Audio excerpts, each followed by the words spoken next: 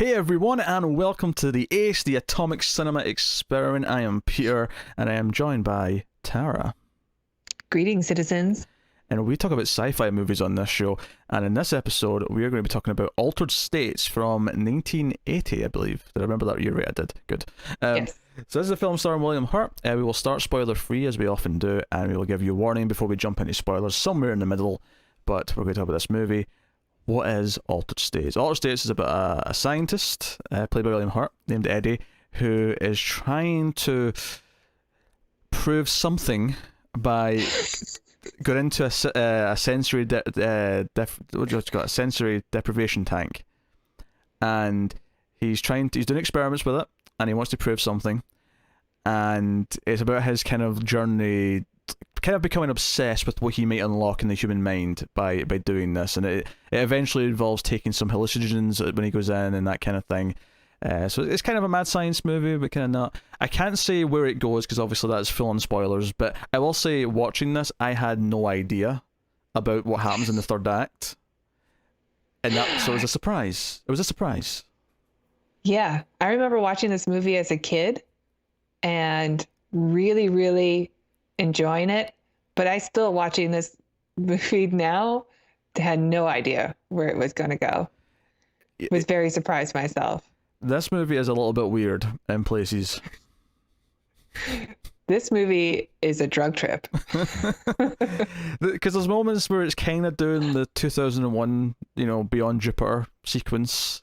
Yeah. It's kind of doing that kind of thing, all the suggestive images. One of my favourite things from the 80s and kind of the 90s is that weird, they use it a couple of times in this, it's the weird video effect where it's kind of like the negative image, but it's not actually negative colours, but it's kind of like really distorted looking. And yeah, it's like the thing, you notice it when you watch Aliens too, when she's like on the platform and everything's like falling down behind her. It's this weird effect where it's green screen, but it doesn't really line up. It's almost like a cell shading effect. Everything has like an outline. Yeah. It's more than that. It's almost like there's like a static inside the face, and it's kind of demonic and like I don't know. It's basically like this is not like a cyberpunk or cyber horror movie, but it's the sort of thing where if you're doing a cyber horror movie, this is probably what the demon in the computer would probably look like. Yeah. But I don't know. It looks kind of cool. But yeah. So we'll get into the plot and spoilers because I feel like it is very spoilery once you start talking about where it's going. So I'll ask the question. So you've seen this before, I hadn't, but you'd seen it a long time ago. Did you enjoy watching Altered States? I enjoyed watching it, yes. Do you think it was a good film? No. You were very specific about how you phrased that. I mean, it's a roller coaster for sure, especially like visually. Everything about this movie, like from the beginning, is just like sensual excess. Like it's just like even the sex in the beginning is like very demonic and extreme. There's hallucinogens before, even though he's not on drugs. I mean, it's crazy. It's a crazy ride. As his love interest says later on, sex for him, he's not really having sex with her, he's having sex with God. She's just kind of there. That's how she phrases it later on, more or less. Yeah. Sounds intense. He's having this existential experience.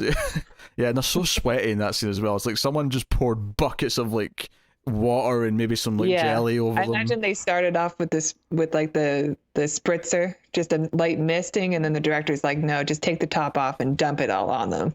Like, really go for it. I'm like, because they're by a fireplace, and I was thinking maybe if you're this hot, maybe like, douse the fire. I feel like maybe you don't need the fire if you're this sweaty. Just, It looked like they were on a leather sofa too, and the sweat with the leather. Ugh. Oh no, that's how it should be done, Tara. So, Rip. yeah, no, I kind of love watching it. Here's what I loved about the movie. I love the general atmosphere it had. Like there was this kind of like foreboding, like we're unlocking parts of science that we shouldn't be tampering with, kind of feeling to it. Kind of a mad science thing, but it kind of has that weird. I don't even know how to describe this tone. It reminds me of like reminds me of Spielberg, like in the beginning, Really? to be honest. Yeah, it reminds me of Interesting. early Spielberg, especially with the dialogue. I really loved all the dialogue is so well written, and the characters feel like real people.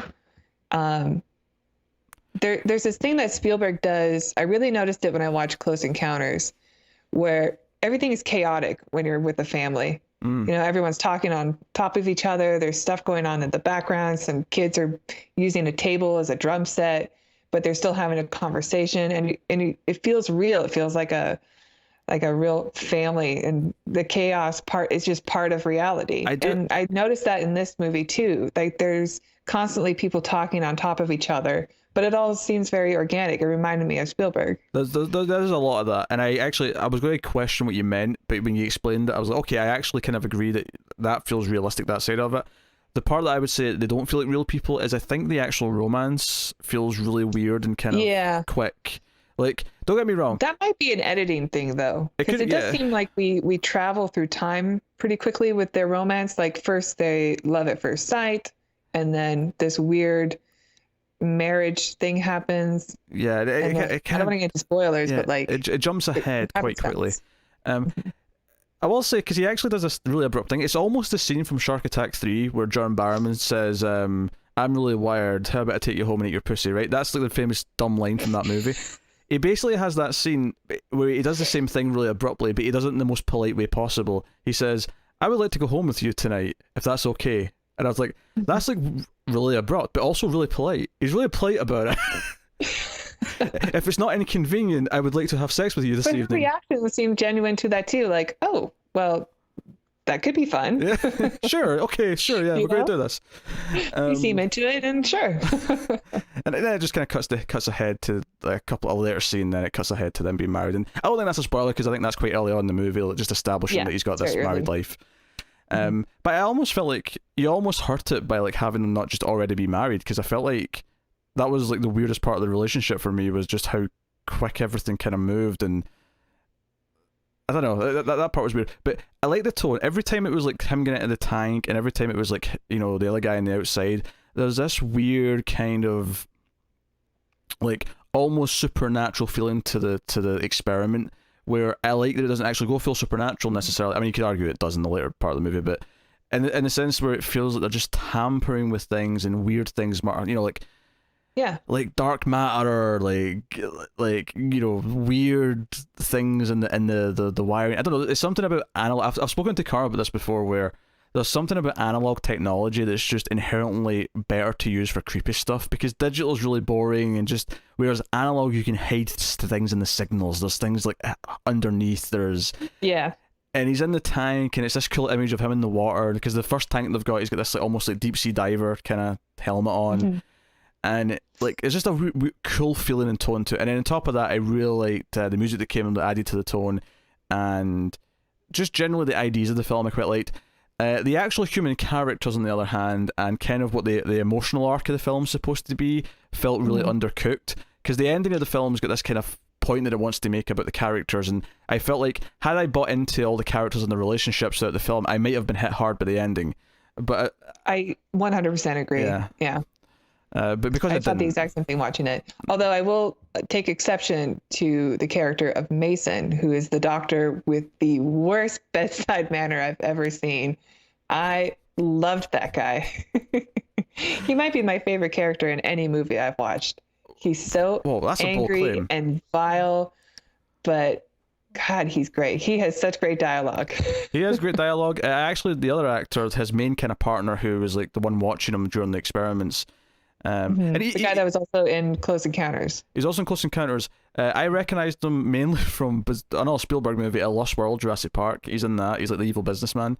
Oh yeah, yeah. And I was trying to remember what the other thing I knew him from. He's the TV executive in Seinfeld when Seinfeld's trying to make a TV show about himself. Right. And him and George go to see him. That's him. He's the one doing that. And I think that's what I was Yeah, getting George his face looks from. at his daughter's boobs. Get That's a good right. look, Costanza. Yeah. I remember. Yes. Seinfeld's so good. So I recognised him and I thought that was fun. I didn't recognise who did I say was in this? The girl, little girl. Oh, Drew Barrymore. Drew Barrymore, yeah, she's in Yeah. this. And this is pre-ET, which obviously that's what she's really known for as a kid. Like, she was the kid in ET. So was this her debut? I don't know, let's find out. I'll click on her. Let's see if she was in anything before this. I mean, she's young. I don't even know if she has dialogue. I think she has like some background dialogue, but she has no like real dialogue. Like, she's, she has like running up to daddy and saying hello or whatever, but Yeah, but there's two girls. There's two daughters. before the other this, one might she have was been in more. 2 TV movies, one of which she's uncredited. She was in an uncredited TV movie in 1978. I imagine she was like 3 in that movie because she's pretty We'll young call in this, if we're using Spielberg rules, then we'll call this her film debut. Yeah. Oh yeah, TV because movies don't count. Roma shouldn't have been nominated for cinematography. I'm sorry, Spielberg. It looked better than like half of your movies, probably more than that, right? He would be singing a different tune if Duel was nominated for Academy Award. I've never actually seen Duel. I want to though. Add it to the list. Let's make it a sci-fi movie. What the hell? Because I love early Spielberg. There's basically post Jurassic Park and pre Jurassic Park. Post Jurassic Park is okay, but I don't love Spielberg post Jurassic Park. But everything up until Jurassic Park, and that's the scene I love. Like Empire of the Sun is okay. I don't really care. Yeah, but there's like Goldie Hawn one also. That's okay. But all of these like sci-fi and adventure movies up until Jurassic Park. Duel is like a proto Jaws movie. Yeah. But the shark is a big rig. I love that. Do you know there's a Jaws knockoff called The Car, but a car that has a mind of its own, but the actual plot beats are just a rip-off of Jaws. Oh, really? Is it Christine? Yeah, it's basically kind of like Christine, but it's called The Car, and it's Josh Brolin's dad, James Brolin, who's the main character in it. Well, that kind of sounds like a science fiction movie. I'd say it veers more towards horror, because they never really care about explaining why the car is alive, I don't think. It just, it just is. But you know the scene in Jaws where they all like run out the water, like everyone's like running out the water? There's basically that scene, but with the car. And the difference is that they're just all running to higher ground, so the car can't get to them. But it's the same scene. It's the exact same premise, and play out the scene. There's even the I don't know if it's the mayor exactly, but there's kind of the mayor character who's like, no, the town has to be open for tourist season kind of thing. We can't close the freeway. Sure you can. What's the freeway? Very cool. Anyway, what a tangent that was. So yeah, I like the feeling of the movie. I like William Hurt as an actor. Yeah, he's really good. The relationship, because it felt a bit murky. There was also there was kind of a murky kind of like when the thing happens in the third act where it goes further, right? And something inherently kind of goofy happens. Like, because I like when they were teasing at it, because there's a scene where they're analysing some I'll just say medical readings. That's not being accurate, but I don't want to get to spoilers or give anything away. And there's a line from the doctor that I know you like. I was like, that's interesting. And then it takes it to full on B movie. The next time it happens, it's like, no, this is just a B movie now. Yeah, the switch that happens is like, this is just ridiculous. see when it was existential and it was just like all kind of like psychological. Like I was really into the theorizing about it. I was into the idea of like there's things that happen inside our heads that we just can't explain, and we're talking about it. But when like a physical thing happens, it's just kind of like, okay, this is just silly now. It's true. Like, but the performances are really good, and even when it does happen, when it goes to the ridiculous parts, like I'm still kind of into it. Like it's still really fun to watch. It's funny. It's funny to watch, and I was kind of into it, but I started kind of enjoying it in a this is just insane now level where yes, exactly. It stopped being like it stopped being like a movie like, because up until a point I was like, okay, I think this is a movie I kind of love and I want to talk about the themes and stuff, and then I hit that and I was like, oh, it's kind of just went into B movie territory, which is still fine, it's fun, but like it's not right, what it was before. And I think it's appropriate to bring up the switch that happens really happens after he takes, like he's been doing the isolation chamber for a while and testing with that, and it's causing him to hallucinate. And there's a lot of themes where he hallucinates about devils and hell and his dad dying, and it gets weirdly religious and very trippy. But then I don't really understand how that is important.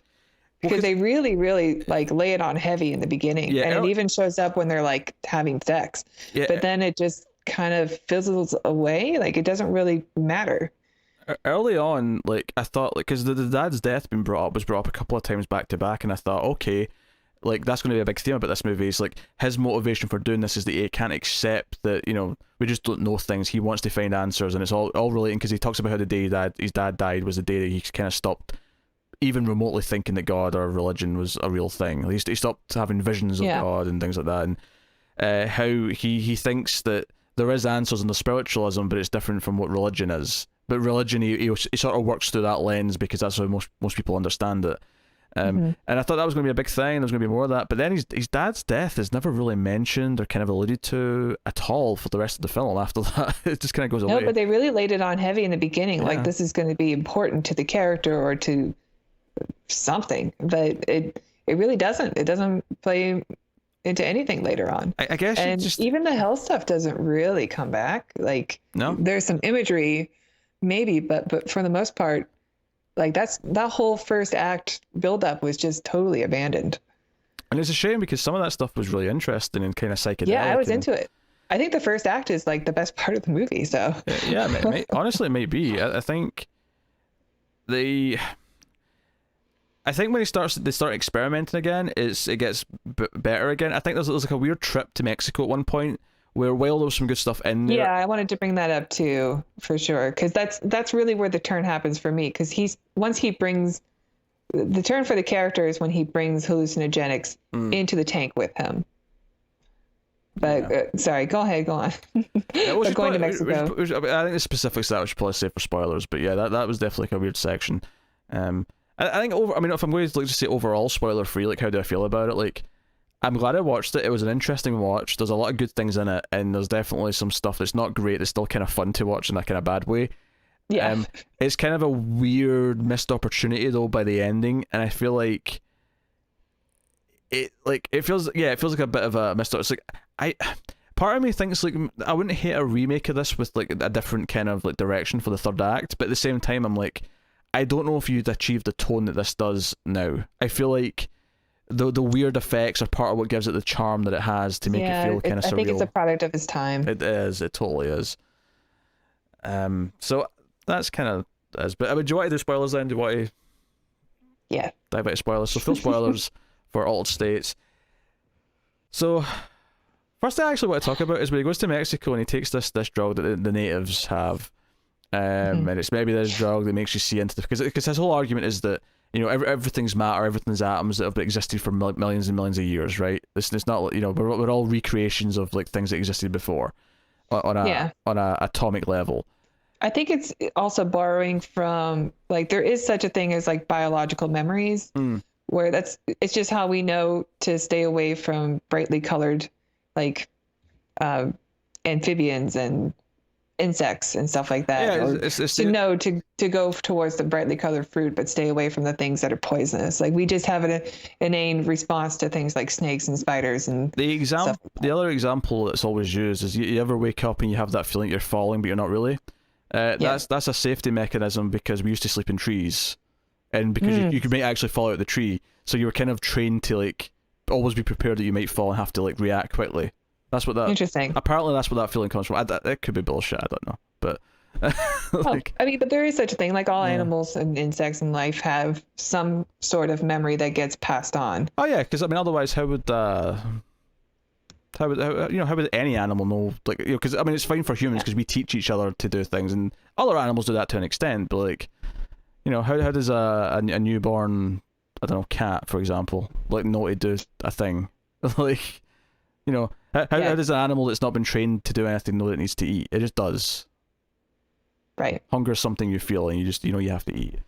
Well, it's different from that because hunger is like a dopamine response also. Okay, sure. Because when you eat, you get a response from the brain, like a reward, where something like, staying away from a black widow is just innate. It's just something that we respond to when we see it, or the feeling of falling out of a tree.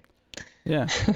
Yeah, dopamine hits. My favorite dopamine hit is when you level up in a video game, and you just get that feeling like, yes. Or no, when a trophy pops when you play a PS4 Trophies. game, and the trophy And you pops, weren't expecting it. It's like, oh, I got a trophy. I gotta chase this feeling. I know it well. So, yeah. So what was I talking about? Oh yeah. So he takes this hallucinogen, and he sees. And one of the things that he sees that really stuck out to me is because there's a lot of imagery of like atoms like exploding in sunsets and things like that, and so on. But the key thing here that really stuck out to me in this section is that he sees a lizard in front of him, and then it turns out to be his wife naked in the lizard pose.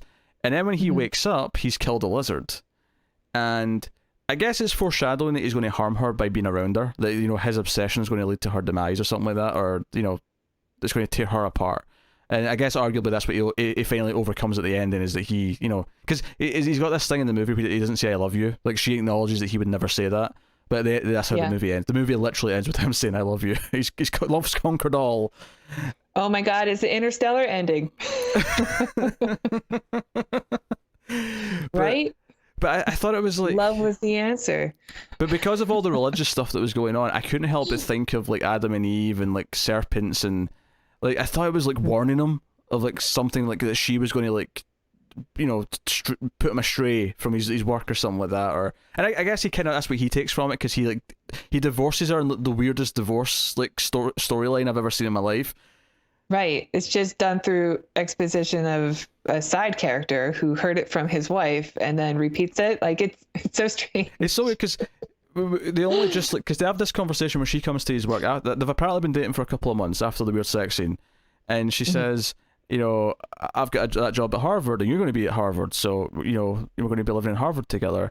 I think we should get married. And he's like, he kind of like changes the subject really quickly. He just kind of starts talking about something else, and I'm like, oh, that was a painful rejection. That wasn't even like caring enough to like say no. It was just let's talk about the news.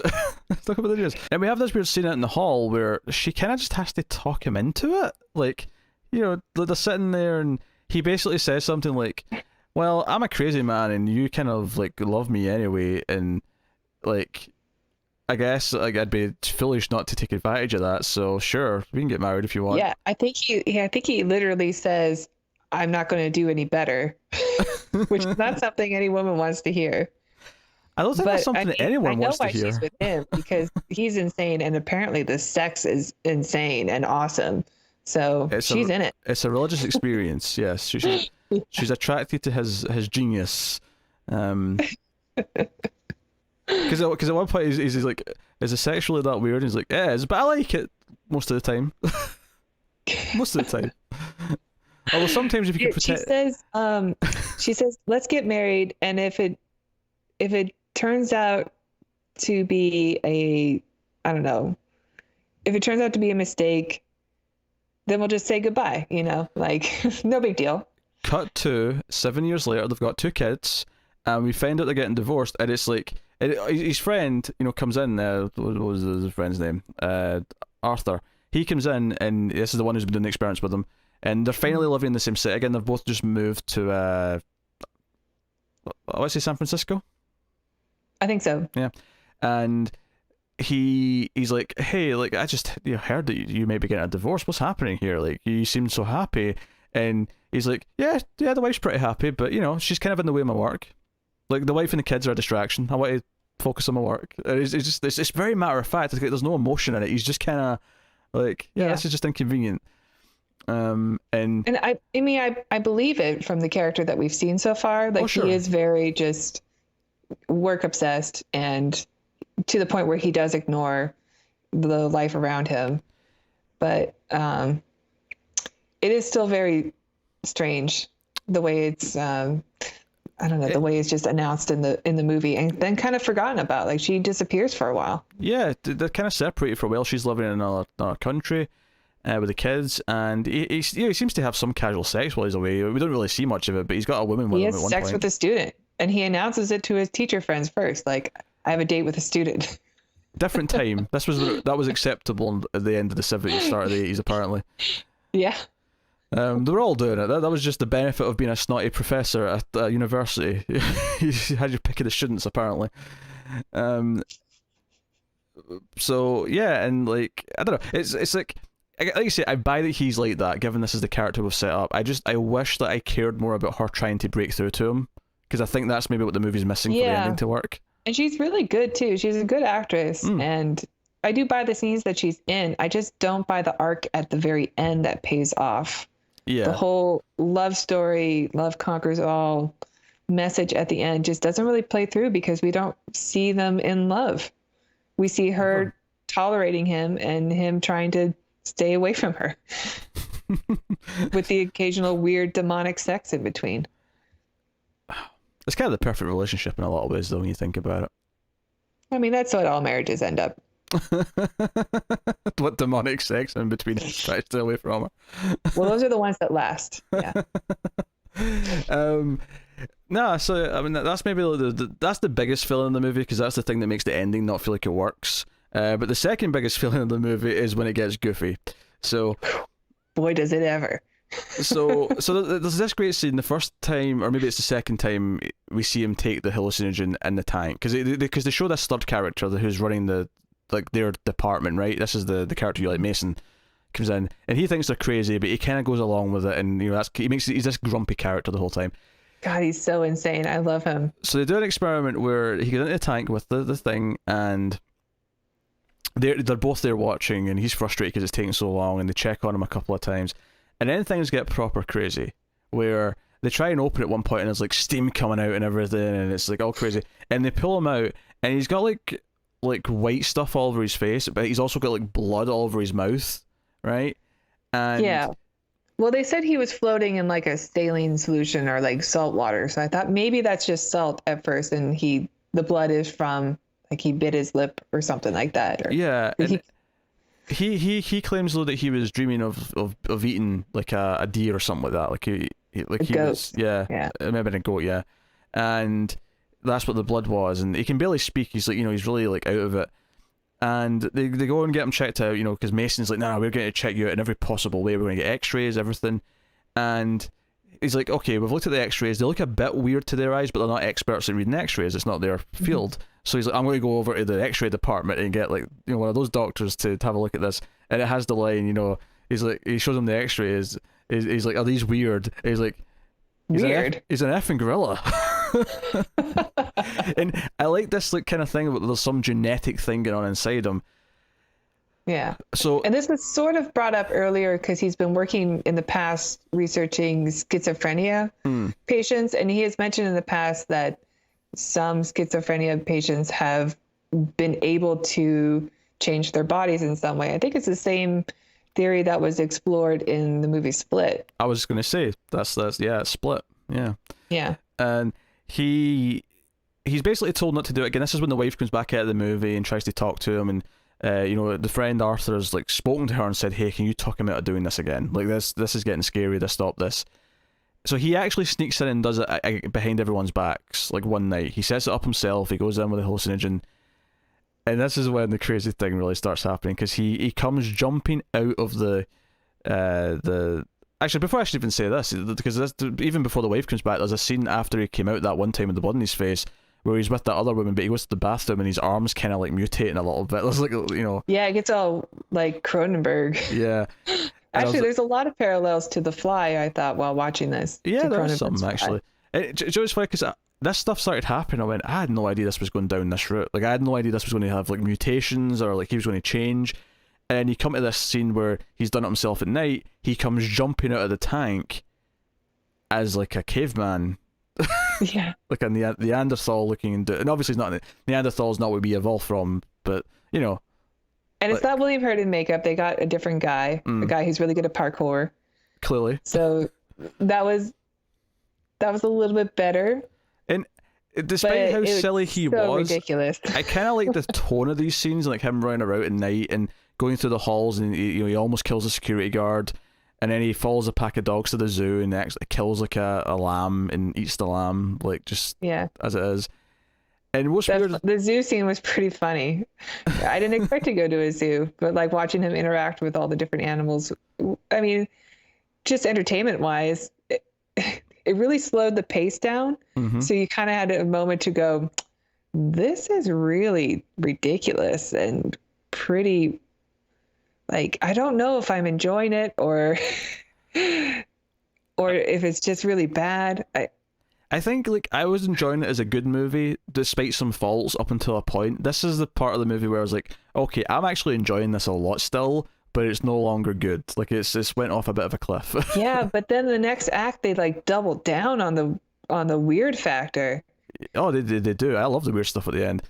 So a policeman finds him in the zoo, but he's back to normal. So it's kind of almost like a werewolf at this point, where he's back to normal, like lying asleep somewhere in the zoo, and he gets picked up from the jail, and like he tells his wife what he thinks he remembers. He doesn't remember like breaking out the tank, but he remembers following the dogs and eating the lamb, and it's like he's feral and so on and so on.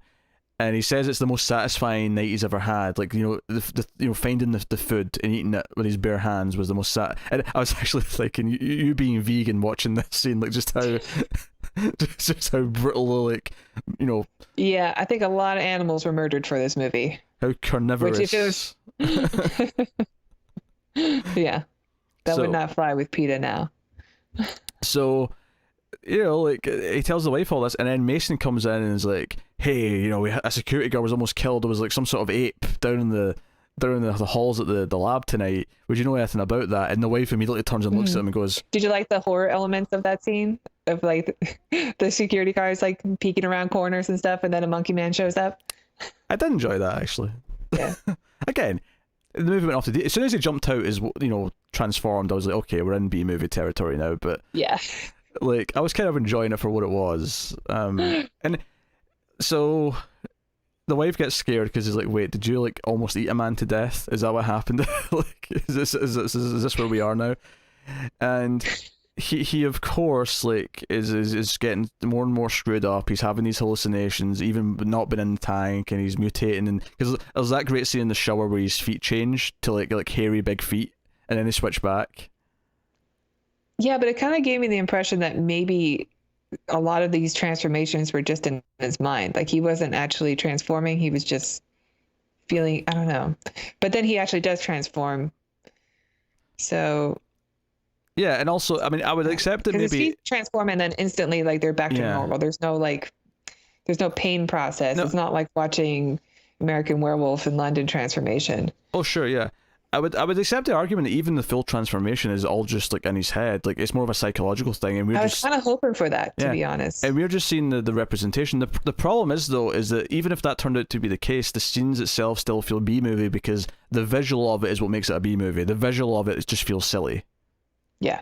So it doesn't matter that it's not real, even, you know, if that was the case. But it was like each act of this movie felt like a new movie. Kind of, yeah. Like a completely different movie that had nothing to do with the first part. And so it gets to this big scene at the end where, like, he starts to kind of like phase out a reality or something where, you know, it's not like he's like a caveman this time. He's like that weird video effect happens where he's like static and he's kind of like deformed, and his wife's there trying to like reach out to him, and she touches him, and then she starts to, like, it happens to her. This is probably the point in the movie where I mean, you could read the movie as kind of like just like a metaphor for actual mental illness and how it affects the people around you and how he's affected her and how it's tearing her apart, and it's all just symbolic of, like, you know, I'd argue that's what the movie is really about. To a point. I don't think so. I think it's just science mumbo jumbo. Like I don't think there is a theme. I think it was supposed to be the love story, but it totally failed. Well, that's what I'm saying though. I think it's about how it, like, his mental illness, if you want to call it that, is affecting her, and that's why the scene at the end represents that it's tearing her apart as well. So he has to come back from the brink of it to you know, like that is the real first step to healing, is that he accepts that. Yeah. So, but I love the effects in this scene, but the I love the visuals when he's like banging against the wall and it keeps changing. Yeah, there's like just one single frame of him is normal, like in between the hits. Yeah. Also the 5.1 soundtrack for this, because obviously it wasn't released with that originally, but the redone soundtrack. The subwoofer was going nuts for me. Every time he hit the wall, it was like a thud, and it felt really good. So shout out to the sound design. I don't have a good sound system, so I didn't pick that up. But that was good. And then he sort of like he's banging and he comes back to normal, and then he grabs her when she's still this red negative effect, and it turns her back to normal, and they're kind of hugging each other, and like he's still naked, and they're kind of on the floor together, and he says I love you, and they're hugging and crying, and that's the end of the movie. That's like the emotional climax. And yeah, well, we totally skipped the part also where he goes into the tank and his wife is there and the two scientists are there watching him. That's and true. That's true. They like open up the tank and like fireworks come out. It's just this big beam of light and steam's coming from every corner of the room. It throws and then the whole tank disappears into a vortex. It throws one of them against the wall. Like she has to be carried out because she's hysterical, and then she gets knocked out because she gets tapped against the wall. It's weird. It's one of those. I feel like old movies, for some reason, think that it's really easy to like make a woman pass out. Like they always seem to faint. Like the easiest way is. Yeah. I don't understand it. And every punch is a knockout for a guy. Yeah. Yeah, and every punch is a knockout for a guy. Yeah. It's like I don't know. It's just weird. Like people don't faint this often. Well, they used to have fainting sofas. If I can make Tara faint on this show at any point, I have succeeded in life. I don't know what can make me faint. You suddenly transformed into Jonathan Frakes, maybe. Especially if it's Jonathan Frakes circa like 1990. Season 3 Frakes is peak Frakes. Oh dear. So like, yeah, that seems really over the top and weird. It felt like, okay, it's the third act, but you have this big over the top thing because he convinces them to go back in so that he can finally unlock the secrets of it, and they're not happy about it, but they're going along with it. And then it's just like this rave scene breaks out in the room. There's just lights coming from everywhere. The whole thing like disappears into a vortex into the ground, and he turns into like primordial goo or something with a face. It's very strange. And it's also that static effect, and she has to reach him to pull him out to safety to bring him back to reality, which works. Yeah, negative static effects and just all these sound effects, and it's that constant kind of like loud air sound effect where it's just like but up and down in pitch, so it sounds really kind of surreal and like demonic, and like I love the feel of it, I really do, but it does get a bit over the top towards the end. But he can barely like stand after this. Like he can't even speak for like a while. He has to like write things down, right, for a bit. Or is that earlier? I don't remember. The first time he does it, when he gets the gorilla scans, he can't speak because he has some like his vocal cords have actually changed. But this time, because they have to carry him home after this, he's like, they put him in bed and stuff. That's right. You're right. Yeah. He can't even stand. Like the guy has to carry him, and and it all kind of culminates because it starts to happen, and then the ending happens as we said. So yeah, the ending, like the romance connection and the idea, like I feel like with some tweaks in the script, you probably could have made this like a fantastic movie. As it is, it's a really interesting one with some great elements, some weird elements, some goofy elements, but some wonderful visuals and sounds and atmosphere. I did really like the sound designs in it. Like during all the drug trip scenes, like I was into it. I know it was all very 2001 Space Odyssey, but I was just like, man, this is a pretty heavy trip. Yeah. I feel like I'm going on it too. It does a really good job of that. I mean, Ken Russell, who directed this, what else has he done? I'm curious. I don't know. I did look him up, but I don't recognize anything. The Devils, Tommy, The Boyfriend, and that's 2 words, The Boyfriend. Is that a prequel? What, to this? To The Boy? Oh, to The Boy. Oh God. Don't even joke about that. Don't even joke. Well, he did a lot of TV stuff. He directed a movie in 1991 just called Whore. What is this? Well, he does like to direct, sex. There was a lot of sex in this movie. Yeah, or a lot of just naked bodies and sexual imagery. I'm going to read the description of this from IMDb. The prostitute Liz works on the streets of Los Angeles. She recalls her life in flashback. When she marries an alcoholic man, She leaves him with their son. Then she works as a waitress at a diner until the day a man introduces her to prostitution. Later she is raped by at least 5 men. Oh, this sounds like a depressing and that shit movie. And the pimp Blake protects her. Liz tries to, and for the record, those quotation marks are in the description. That's not just me doing that. They're in there. Liz tries to escape from Blake and befriends the prostitute Katie. However, Blake chases her. On the street, she befriends the homeless Rasta that helps her when she needs. That does not sound like a... It sounds like the same director for sure, because that description went to very strange places. Very strange. Yeah.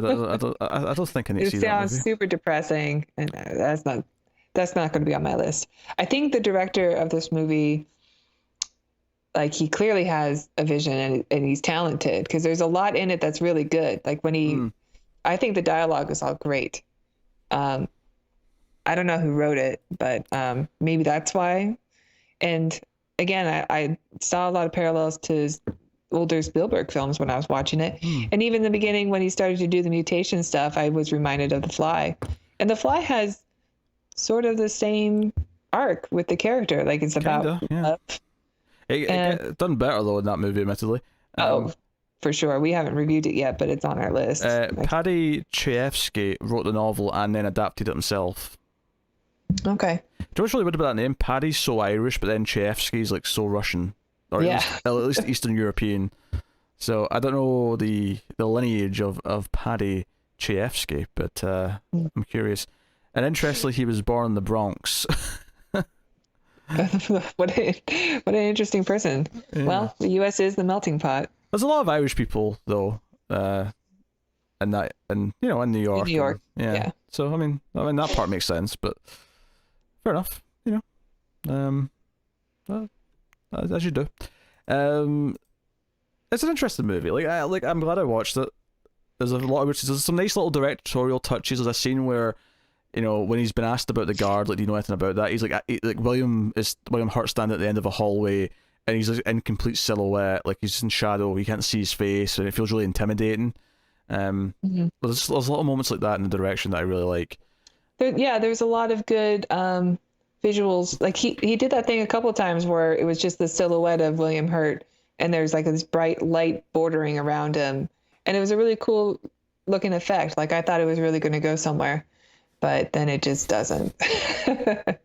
Really, really trips and falls about a third of the way in. Yeah, it feels like it kind of lets go of a lot of its themes, because I thought religion and like the death of his father would play a big part, and maybe that's kind of the start of the motivation for him wanting to know more. But it feels irrelevant by the time you get to he's a caveman. Yeah, it's almost like they didn't know how to end it, and so they just kind of threw something together. But I hope that you enjoyed the movie enough. I wonder how much was cut from the book, because it's the same writer of the book. I wonder if the book had a lot more stuff in it, and if it made more sense to have all these things in it. Yeah, I don't know, because the book, I mean, you say it's based off a book, but I thought it was based off of like a real life experiment.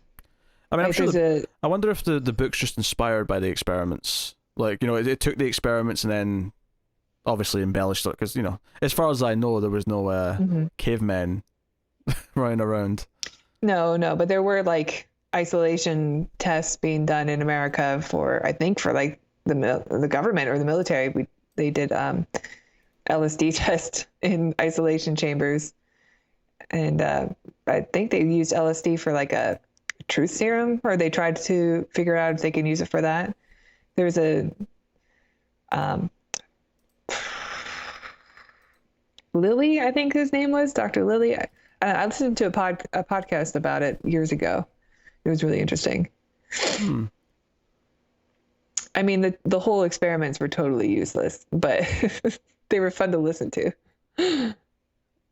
I'm just looking on Wikipedia. I just want to see if I can get It took me to the movie. I want the book. Why is there not a link to the book in the opening thing? Hold on. I'll click on the writer. I'll go to filmography, I guess. this is really, really great I podcast know, for anyone I know. listening. I wanted to see if it said the book was like inspired by the real thing, or if it was. Oh, I misspelled altered taunt. I get that this is horrible podcasting. I get that. Right, altered states. There's not a page for the book. I'll just type in book, see what happens. Nah, nothing's It's coming probably up. tricky to find just because it's the same author. Probably, yeah. Same title, same author. Yeah, it's probably just. I don't know. It's interesting though. I feel like the real crazy stories that might have come out of all this shenanigans is probably worth an interesting actual like movie about. But Right? I don't think that this movie's supposed to be in any way kind of like this is based on the real No. people or anything And like that. I'm fine with that. I'm fine with science fiction obviously going to a stranger place by taking the science that we have now or the experiments that we do now. But this is just too goofy. Yeah. It goes to a goofy place, and even when it tries to be serious at the end, it doesn't pay off. So it's unfortunate. No, I agree. Which means rating it's kind of weird, kind of murky. Like, Yeah. what do you rate this out of 10? Well, out of 10, it was I found like a lot of the science to be a bit like good, but also old science that doesn't really hold up anymore with the isolation chamber test. And the performances were great. I really liked the visuals. There are a lot of positive things in the movie, but overall, I think the movie fails at what it's trying to do. And there is that huge chunk in the middle where I just was laughing at the movie, which I had a great time watching, but I don't think I can give it points for that. So I think out of 10, I'm going to go with a 4.5 out of 10. I'm actually a little bit surprised. That's a bit lower than I was expecting. Yeah. I think the movie failed. I think it was a failed experiment. Oh, that's the way you got it. I mean, test subject 3, maybe we'll have better luck with number 4, but I don't want to be as harsh on it, actually. I feel like the tone and the visuals and the overall mood of the film and some of the weirder scenes kind of like make up something that's worth watching. It fails to be great, arguably even good, and on my scale of like I'm sure I've said this before, but like 9's amazing, 8's great, 7's good. I think for me I have to give it like a 6.5 because I liked it enough. I had enough fun time watching it, and there's parts of it that are genuinely good. There's elements that are genuinely good, and then the stuff that's bad is at least interesting bad. It's at least or at least fun bad. Like it's either funny bad or interesting bad. Right. Both genres of bad are there, but they're both genres of bad that can still be worth watching, as opposed to boring bad or as opposed to like tedious bad or whatever. Like Okay. So for me, I think I have to go with a 6.5. I think I have to be a bit more generous. Which is interesting because I assumed you were going to be more positive to me than everything that we ever did. So this is surprising to me that two episodes in a row I've went with the more positive outlook. You rated Bumblebee higher than this, though, right? You rated that like a 6 or something. I gave it a 6. Yeah, interesting. I think. Yeah, I think Bumblebee is a better movie than this. Although I do think this movie is more unique and like the first third of the film, I was into it. I thought this was really great. I liked all the visuals. I liked some of the stuff with the Native American tribe or the Mexican tribe. I thought was a little tropey. Yeah, They sure. do that whole noble savage thing where it's just like because they are free from civilization, they're supposed to be pure, and then the white man comes in and takes all the drugs and really, that's one of those uses things it to its full potential. That's one of those tropes I hate in a lot of horror movies. Is always they have the native person who's got a close connection to the spiritual world and can tell them about the ghost or the demon or whatever. I'm like, every time I'm just like, oh come on, I'm sick of this trope. Like I'm so sick of it. And it's even worse I when do they, love that they just gave him like a moonshine bottle full of drugs. and it's Yeah, take the to-go bag with you. and it's even worse when the whole movie revolves around it as well. Well, there's been some horror movies in the last couple of years where it's like, oh, families living in India and spooky. This was the other side of the door, I think it was called. Didn't see it. Wasn't the Dark movie about that too? It was a recent one, Darkness. The Darkness. Yeah, Is the yeah. one with like the Kevin black Bacon? fingerprint? It's that. Yeah, yeah. Kevin Bacon. It was they visit like a cave or something, and the kid accidentally unleashes some native force or something or other. That was terrible. Right. That was Yeah, it's a trope. Well, it's even a trope that's used in like romance movies or even The Predator. Like the one hunter guy was the Native American who could tell that something was off, and he was, of course, a great tracker. Like, it's a little tropey. It's been true, around for a but long time.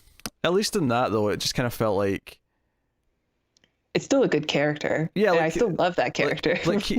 you get the impression in that movie they could have just swapped the races around with another character, and that character would still have worked. So that's why I don't think it plays as being super like, True. oh god, we're doing this. You're right. It's more like I guess it's worse in like films, maybe like The Last of the Mohicans, or what's another one? Last of the Mohicans, maybe Last Samurai, because it works also with the Orient, like when what the old Mm. English people used to think of the Orient as their mysticism and stuff can also be the same. But in any case, it's still the scene still worked for me. The whole yeah, it went places. yeah. It went places. Yeah. Oh yeah, it went weird places. Yeah. No. So I was interested. I don't know if my scale is the same as your scale though, so we should probably figure this out because what is a 4.5 to you? 4.5, like 5 is mediocre, right? 5's like just kind of in the middle, right? And then Yeah, that's what I was thinking. yeah. So, but to me though, like even a bad movie that I really like, I'd probably still go above a 5. Like if it's actually, I mean, not in all cases. It's kind of weird. It's like I'd give like a dumb slasher movie like a 6 if I really liked it, but I'm not going to give like The Room a 6. Like the Room's a 1, right? I mean, there's no way, shape or form The Room's not a 1 out of 10, but it's a great 1 out of 10. No, The Room is Yeah. it's so rewatchable. Yeah. If we're talking about the Darkness was a 1. Like I hated The Darkness. Like Oh, really? I yeah. didn't see it. That movie had editing problems, like just like basic editing problems in scenes where characters were talking to each other. It was like just the most unprofessional like mainstream movie I think I've ever seen. It was insane. But like I'm kind of curious what a one movie looks like though, so I may watch it. the new Hellboy, I give that like a 4. Okay. I feel like most of the movies I give like a 4 to are like the really bland horror movies that just bore the shit out of me. Like those are usually 4s and 3s. Okay. I think 4.5 I'm still going to stick with then cuz Oh yeah, have your own scale. You don't have to match my scale. I think it's still well, I was going with, anything above 5 is probably a recommendation, or at least if not a highly recommendation obviously, but it's still worth watching. I think this is just below worth watching. I guess that's where we disagree, because I do think this is worth watching. I think it's interesting enough that if you like this kind of sci-fi, you're probably going to at least enjoy some of this, or at least be fascinated by it. Even though it doesn't add up, all the parts don't add up at the end. Oof, it just goes off the rails so bad. It's so I don't know. I'm going to stick with my 4.5. That's fine. That's fine. I'd say if you're a fan of sci-fi, check it out. But otherwise, I don't think it's worth watching. I think I can't call it good, which is why it's not getting the 7. I'm giving it a 6.5 because I think there's enough interesting things in there that I thought it was a fascinating watch, and I wouldn't even be opposed to watching it again at some point. And if I'm willing to watch it again, I can't really go too low. That said, though, The Room is a very rewatchable movie, so it doesn't always track logically. Okay. Ratings are a fluid stream. Like sometimes you change your mind. Sometimes you look back at things and go, "Oh, I was far too lenient years ago. I was too harsh years ago." Usually too lenient. Most of the time, I'll look back and I'll go, "Oh, I rated that an 8 or 9." Jeez, no. I'm bumping that down a number or two. But no, it's fine. So but I mean, if you've been watching the other shows I do, like Screams After Midnight or the 121 shows, you'll know how I rate movies already. But as we go through this show, I'm sure it'll become clearer and clearer what numbers from both of us mean. Right. Maybe I'll revisit this movie one day, but I don't. Maybe it's like a fun experiment to show somebody. Yeah. Because it is watchable. Yeah. Because it is kind of, even when it goes off the rails, it still is kind of fun to watch. Yeah. But it's not for the reasons that the movie wants it to be. And that I'll be honest, I'm glad those three parts are just so different from each other. I am glad you surprised me with your score though, because I did not see that coming. I genuinely did not see a 4.5 coming out of your mouth. So I'm glad I'm surprised. Well, I hope the review that I gave makes sense that it was scored that way, though. Right? Yeah, more or less did. Okay. It doesn't seem too harsh. I guess because I think if I give a movie a 4, I think I'm angrier during the review. And you didn't seem that angry. Well, I came in at a 5, and after we talked about it, I went down to 4. Oh, that happens a lot. Me and Cara do that all the time. We're like talking about it on hand sort of make it worse, depending on what it was. I think your favorite movie of 2001. I feel like that's a movie where talking about it and watching it again like probably puts that higher up. Yeah. Maybe not anymore because you're probably as high as you can probably go on it though, if it's your favorite movie. But if somebody is not as high about that movie and then they have a conversation with me about it, their score goes up. You hope. Oh, they say that so you shut up. They're like, yeah, it's fine. It's a 10. Leave me alone. What? People do that? I have to reevaluate my life. This one goes to 11. I've never actually seen this as Spinal Tap, just for the record, for anyone who's not getting that reference. It's from Spinal Tap, but I've never seen it. I just know that clip. It's worth watching. Is it? Not a sci-fi though. Add it to the list. No, it won't be on this show. The amount of times Tara says, "Oh, we should add it to the list," when it was something. We were talking about, I don't know, like The Sandlot. Add The Sandlot to the list. No, not adding The Sandlot to the list. It's a baseball movie. It's not sci-fi. I mean, the dog is borderline sci-fi, right? He's like a monster. Monster movies are sci-fi, like Frankenstein. He's Frankendog. Yep, on the list. So it's funny. We've been talking recently about doing some sort of top sci-fi list to try, early on in the show to sort of like set a precedent for our tastes. And I feel like I'm terrified of Tara like turning up with a list that's like number 10, Creed.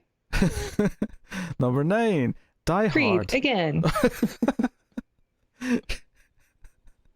Is Creed like your second favorite movie? Is that? Creed is just like my wild card 10 out of 10 movie. So I like to bring it up a lot. But it is a great movie. It's perfect I don't know what my wild card 10 out of 10 is. I don't know what my surprising 10 is. Like, you expect Alien and Aliens, you expect Halloween and, movies like that. I don't know what my surprising number 10 is, though. I've done like a couple that most mainstream people won't have heard of, but I don't think if you're a film fan, it's not like, you're not surprised, like, oh, what's that? You're interested. Like, if I'm giving that a 10, why did you give it a 10? Yeah. Nobody's surprised by The Godfather being on anyone's list. No, of course not. Yeah. Godfather Part 3 in the other. Maybe. I haven't seen any of them, but I can add it to the list. I pulled it up. So, Godfather trilogy, sci-fi. I feel like you're discrediting this show because everyone's going to start thinking you don't understand what science fiction is, and I feel like we got 3 in a row. That's pretty good. Oh yeah, next week on the Sci-Fi Movie Podcast, Schindler's List. Black and White is very science fiction. What's the deal with the pink girl? Is she an alien? I think we could write a film paper about this. Oh God. Do you know, actually, that was like the one movie we ever actually analysed in English in high school, and I always thought it was a weird choice, like to pick a movie that's based on a real thing. I'm like, this is harder to like sort of analyse in a vacuum because it's, it's so tied to like a major, tragic thing in history. I don't know. I thought it was weird. I thought it was a weird choice. Yeah, that is a weird pick. Yeah, that's how I saw it for the It's first time. probably a big downer for the class. Oh yeah, we had to watch that in class. That was how I saw it for the first time. Um, yeah. No one was cracking jokes. Like everyone was No. very respectful, especially when it got to certain scenes. Everyone kind of quietened down. It was just okay. This is Of course, there was the 10 minutes to start as a teacher tried to learn how to work a VCR because if you, kids today won't know this, but there was this thing in school. If you were in school before DVD players were. I mean, DVD players were common in high school for me, but some things were still Yeah. VHS. Did you pull out the trolley that had the TV on the top trolley with the TV on top? with the belts across it so it wouldn't fall over? But somehow teachers always had trouble working the VCR. Like they just didn't know how to operate it. And I'm like, do you have VCRs at home? Is the one the school buys just kind of weird and just not intuitive? Like what's going on here? But everyone I've ever spoken to from other schools, from other countries, we all share this. Like the teachers never knew how to work the VCR. Yep, it's true. I don't know what it is. And Teachers are just from the same workshop, I guess. No matter where they are, they all come from the same plant. Yeah, and for people listening or watching this who are a bit younger, and this makes me feel old to have to explain this. A VCR played VHS tapes. VHS tapes were like reels of film in a rectangle, a plastic rectangle. This was what happened before discs were, had movies on them. And you had to use buttons that you pushed in order to operate it. Do you know what? I mean, I'm joking here, but I watched season 1 of Runaways, and there was literally a scene in that show where one of their parents who died left them like a hidden item, right? And it's a VHS tape, and they find a VHS tape, and literally the 6 teenagers go, "What's this?" And I was like, "Oh my god, I'm old. What? Stop this! No." Teenagers still know what VHS tapes are. No. It's not a cool thing. They don't go to Urban Outfitters and get their vintage VHS tapes for their collection. Oh man, I'm not. VHS of the Sandlot. No. I'm sure I had that taped off TV. Oh, every teacher owned a copy of the Sandlot. That was like the standard. I'm not teaching this week. We're watching the Sandlot video. Maybe in the US it was, but not so much everywhere else, I don't think. Sandlot, Stand and Deliver. Every teacher had a copy of that. And what was the third one we watched? Oh, Dead Poet Society. I've never seen that. Every teacher had movies about teachers plus the Sandlot. Yeah. That was our week off of school where we just sat in class and watched those movies. History class was good in high school because like the last 10 minutes of every period was always the next 10 minutes of whatever movie was related to like the history we were studying. So we'd watch Swing Kids when we were doing the rise of Nazi Germany. Like that was an interesting movie. Awesome. I probably would have paid attention in history class. Yeah. We watched the entire season of Blackadder Goes Forth, which was the year that Blackadder did World War One, because we were doing World War One. And the surreal thing about watching that, having actually been studying it, was that we got all the little jokes, all the little things that were related to the time period. Like, oh, we get that because we've been studying it. We know what he's talking about. Oh yeah, that sounds like British humor. It's like that too. Makes me feel smart when I can laugh at his jokes. That was fun. It was fun. We've been off on a tangent here at the end. A new segment is the final part of the show is always, what else do we want to talk about this week on the Ace? But that's okay. What's coming up next? What's coming up next? That's a good question. Coming up next, at Tara's request, and we swap movies. This isn't a one-sided thing. It's not like she gets to pick all the movies and I just give in because she makes the eyes at me and goes, "For me." No, coming up next is Dark City, from 1997. I want to say is the year. So that is what we're going to be discussing next time on the Ace, the Atomic Cinema Experiment. So Tara, you've got kind of sci-fi here. It's unnatural and almost alien in a way. A little bit. I'm going for Aliens, Ellen Ripley. It is a lot of it Ellen Ripley, actually. Yeah. You could easily do a bit of cosplay. I mean, I think next Halloween, if you need an outfit, all you need is the white shirt, the blue overalls. I need a giant sci-fi gun and then a doll of a blonde girl. Oh, yeah. Or you could go out and just build a power loader outfit if you really want to get wacky, but people do it. Yeah, you just walk in rooms and say, "Get away from her, bitch." I'm sure I'll get a standing ovation every time. I think you'll find the line is "Stay away from her, you bitch." And that was a double reference because I just referenced Aliens and then referenced Scream 2 when they corrected someone referencing that line. That is how nerdy I am. Yeah. You just went nerdception.